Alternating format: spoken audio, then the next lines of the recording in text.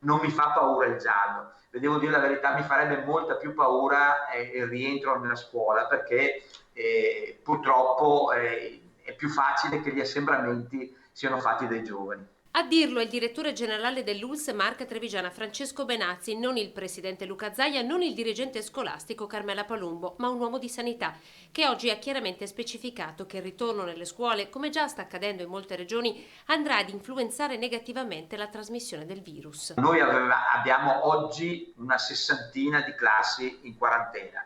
Quando erano aperte anche le scuole superiori, secondo grado, eccetera, e queste erano circa 200. Lei capisce che i contagi, quindi familiari, vengono quadruplicati. Quindi è chiaro che il TAR lo ha capito. Una sentenza che Benazzi definisce un segnale etico, dove la priorità è data alla vita, alla sicurezza delle persone più fragili.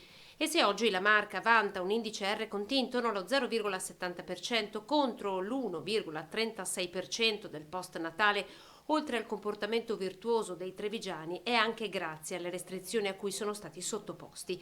Benazzi intanto azzarda anche una previsione sulla possibile nuova data del Vaccination Day, previsto inizialmente per il 23 gennaio, slittato a causa dei tagli delle forniture Pfizer. In quella data saranno immunizzati almeno con una prima dose, oltre ai medici, anche odontoiatri, farmacisti e volontari. Noi speriamo sia verso il 10 di febbraio, se effettivamente la Pfizer riesce poi a darci tutte le dosi che ovviamente oggi mancano. Noi con le dosi che sono arrivate ieri riusciamo a fare solo i richiami, che sono circa oltre 15.000. Riaprire l'attività ordinaria con le visite specialistiche e tornare a gestire la cronicità.